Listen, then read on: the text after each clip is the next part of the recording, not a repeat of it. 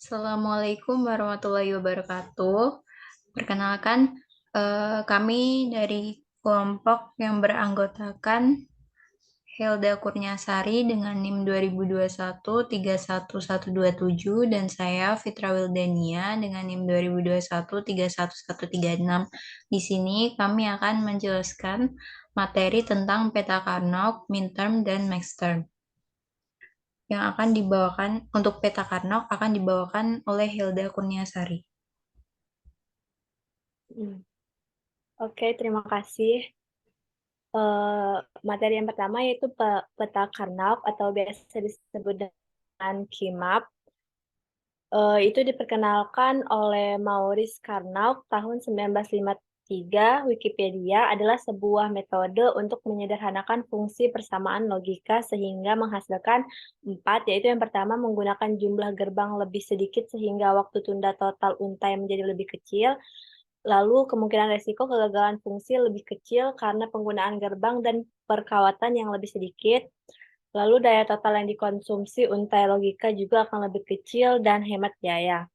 Peta Karnaug diilustrasikan seperti matrik 2 dimensi, terdiri atas baris dan kolom, di mana komponen baris dan kolom adalah masukan atau input dari sistem.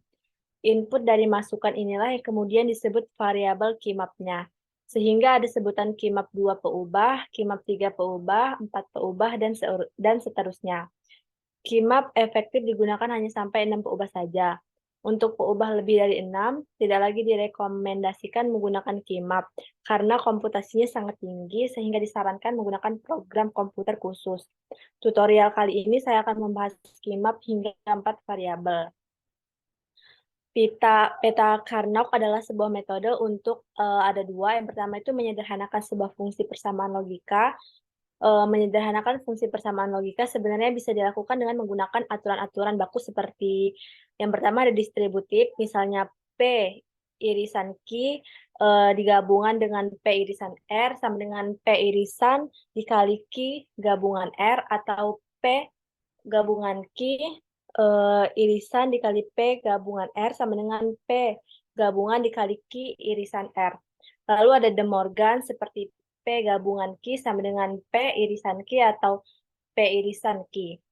Lalu ada hukum penyerapan seperti P irisan dikali P gabungan Q sama dengan P atau P gabungan atau P gabungan dikali P irisan Q sama dengan P.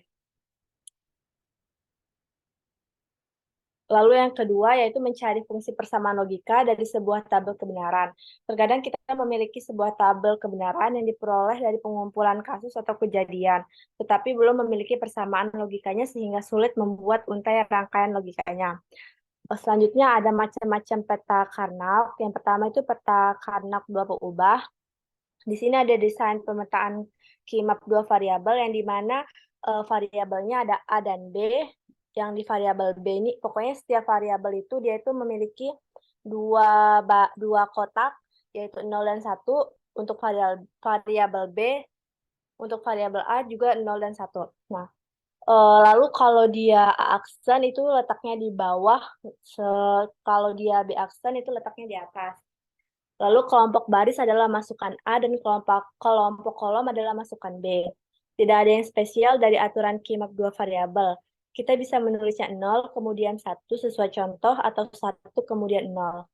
Tabel kebenaran dari fungsi yang akan kita buat, asumsikan kita tidak memiliki fungsi persamaan dari tabel kebenaran berikut dan kita akan membuatnya.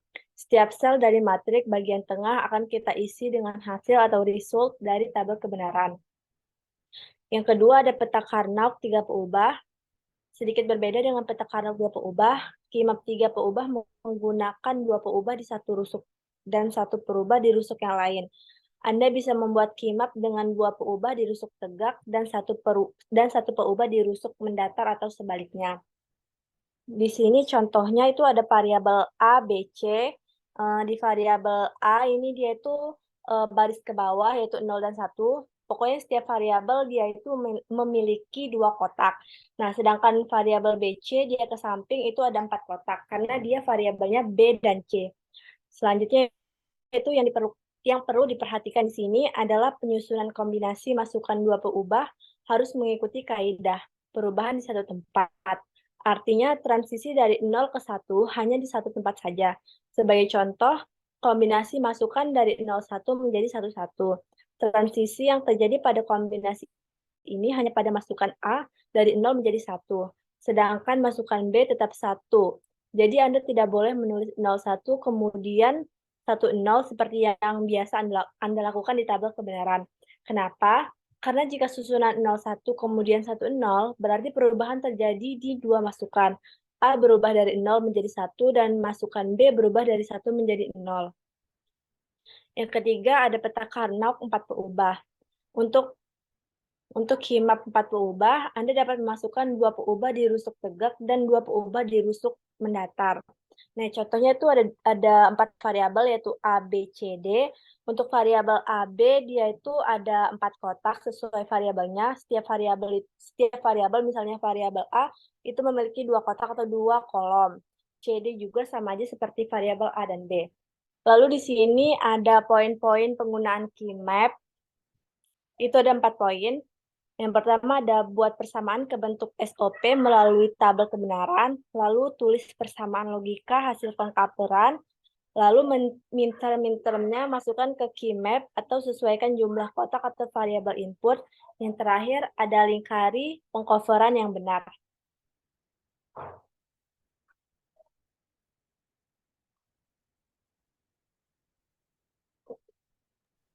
Baik, selanjutnya akan saya jelaskan tentang minterm dan juga maxterm.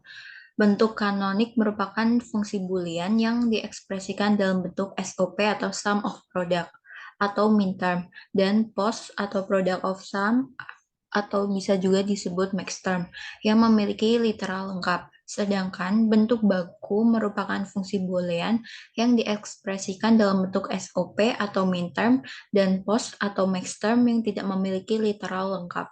Untuk dapat memperoleh ekspresi boolean dengan bentuk SOP atau minterm, yang perlu diperhatikan adalah outputnya akan bernilai 1. Sedangkan untuk memperoleh bentuk post atau maxterm, yang perlu diperhatikan adalah outputnya bernilai 0. Sum of product atau SOP atau bisa juga disebut sebagai minterm merupakan penjumlahan hasil perkalian di mana setiap sukunya adalah hasil operasi perkalian. Kemudian antara satu suku dengan suku lainnya dipisahkan oleh operator penjumlahan. Masing-masing suku terdiri dari satu atau lebih variabel. Minterm memiliki bentuk penulisan SOP dan disusun dari tabel kebenaran yang menghasilkan output bernilai 1. Pada minterm, setiap suku harus mengandung semua variabel yang mewakili masukan-masukan pada suatu untai digital. Jika dimisalkan suatu untai digital memiliki masukan A, B, dan juga C, maka setiap suku minterm harus mengandung A, B, dan C. Untuk bentuk sum of product atau minterm, yang pertama ada bentuk kanonik SOP, yang dimana F adalah X, Y sama dengan X aksen Y aksen ditambah X Y aksen ditambah XY, sedangkan dalam bentuk baku SOP-nya ada X aksen Y aksen ditambah X Y aksen ditambah Y. Di sini ada fungsi XY di mana X aksen Y dan XY aksen, kemudian ada X aksen Y aksen ini merupakan setiap suku ini merupakan hasil perkalian. Sedangkan tanda jumlah ini adalah operator. Kemudian setiap suku memiliki literal yang lengkap dalam bentuk kanoniknya. Selanjutnya ada tabel kebenaran. Tabel kebenaran adalah tabel yang memuat semua kemungkinan atau kombinasi masukan serta keluaran dari kombinasi tersebut. Pada umumnya, tabel kebenaran yang memiliki nilai n masukan mempunyai 2n. Di sini ada contoh minterm 2 variabel, XY, di mana X-nya 0011, kemudian Y-nya 0101, didapatkan minterm sukunya X aksen Y aksen, X aksen Y, XY aksen, dan XY. Kemudian untuk lambangnya di sini dimulai dari 0, sehingga seterusnya ada, dan midterm ini dilambangkan dengan huruf M kecil. Ada M0, M1, M2, dan M3. Selanjutnya ada midterm 3 variabel. Untuk 3 variabel ini berarti dia menggunakan 2 pangkat 3 karena di sini n-nya variabelnya ada 3 maka hasilnya 8. Di sini ada x-nya 0, 0, 0, 0, 1, 1, 1, 1, kemudian y-nya dilanjutkan 0, 0, 1, 1, 0, 0, 1, 1, dan z-nya 0, 1, 0, 1, 0, 1, 0, 1. Dengan suku yang didapatkan midterm-nya ada x aksen, y aksen, z, x aksen, y aksen, z aksen dengan lambangnya M0, X aksen Y aksen Z dengan lambangnya M1, kemudian ada X aksen Y, Z aksen dengan lambangnya M2, selanjutnya ada X aksen Y Z dengan lambangnya M3, terus ada X Y aksen Z aksen dengan lambangnya M4, X Y aksen Z dengan lambangnya M5, X Y Z aksen dengan lambangnya M6, dan yang terakhir ada X Y Z dengan lambangnya M7. Kemudian selanjutnya ada product of sum atau POS atau bisa juga disebut sebagai max term, merupakan perkalian dari hasil penjumlahan di mana setiap sukunya merupakan hasil operasi penjumlahan, kemudian antara satu suku dengan suku lainnya akan dipisah oleh operator perkalian. Masing-masing suku ini terdiri dari satu atau juga bisa lebih dari satu variabel, sedangkan max term ini merupakan suku-suku dari tabel kebenaran yang menghasilkan output bernilai 0. Bentuk dari POS atau product of sum atau bisa juga disebut max term ini ada yang pertama bentuk kanonik POS atau bentuk secara lengkapnya di mana fungsi x y sama dengan ini fungsi x y z sama dengan x ditambah y tambah z dikali x aksen ditambah y ditambah z. Kemudian yang kedua ada bentuk baku POS atau dia bentuknya tidak lengkap.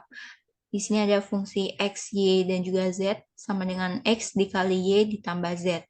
Nah, pada bentuk max term atau POS ini, di mana fungsi x, y sama dengan x aksen ditambah y dikali x ditambah y aksen dikali x aksen ditambah y aksen. Nah, untuk setiap sukunya ini merupakan hasil dari penjumlahan, kemudian setiap sukunya akan dipisah oleh operator perkalian dan setiap sukunya memiliki literal yang lengkap. Selanjutnya ada max term, 2 variabel untuk tabel kebenarannya. Di sini untuk lambangnya dilambangkan dengan huruf M besar dan sama seperti sebelumnya dimulai dari angka 0. Nah, untuk max term ini dia kebalikan dari min term. Untuk sukunya sendiri, jika XY-nya bernilai 0 semua, maka sukunya XY dengan lambangnya M0, kemudian XY aksen dengan lambangnya M1, X aksen Y dengan lambangnya M2, X aksen Y aksen dengan lambangnya M3. Selanjutnya ada max term 3 variabel.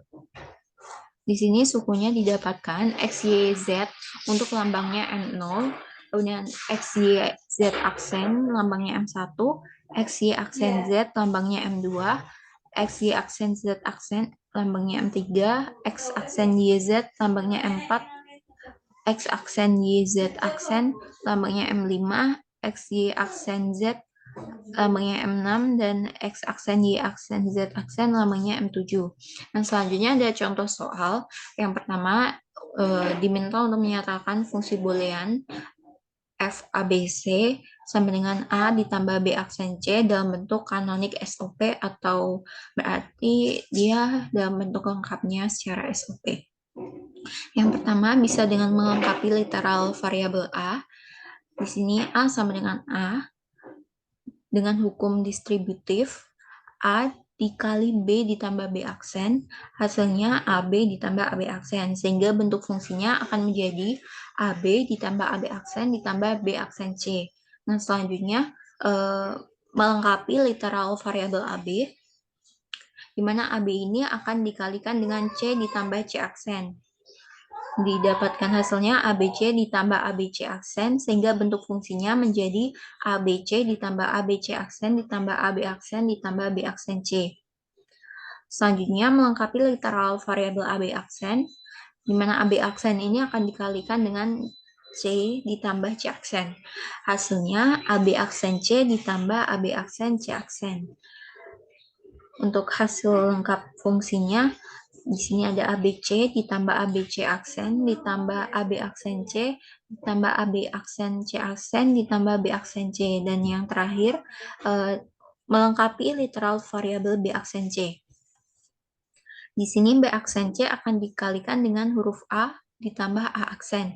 Maka dihasilkan bentuk fungsinya menjadi ABC ditambah ABC aksen ditambah AB aksen C ditambah AB aksen C aksen ditambah AB aksen C dan ditambah A aksen B aksen C.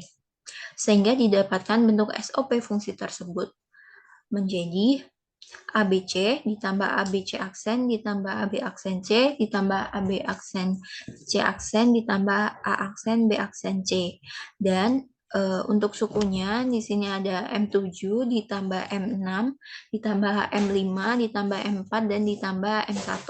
Maka didapatkan bentuk dari SOP-nya sendiri atau midterm-nya sigma M dalam kurung 1,4,5,6,7. Selanjutnya, yang kedua ada soal menyatakan fungsi boolean FA ditambah B aksen C dalam bentuk canonic post. Yang pertama dengan mengubah bentuk standar post terlebih dahulu. Jadi A plus B aksen C akan diubah menjadi A plus B aksen dikali A plus C. Kemudian setelah itu melengkapi literal A plus B aksen. Nah, di sini A plus B aksen ditambah 0, 0-nya ini akan berubah menjadi C dikali C aksen. Nah, didapatkan A plus B aksen ditambah C dikali A tambah B aksen ditambah C aksen. Selanjutnya, melengkapi literal A plus C. A plus C ini akan ditambahkan dengan 0, yang dimana 0-nya ini akan diisi dengan huruf B dikali B aksen, maka didapatkan A plus B plus C dikali A plus B aksen plus C.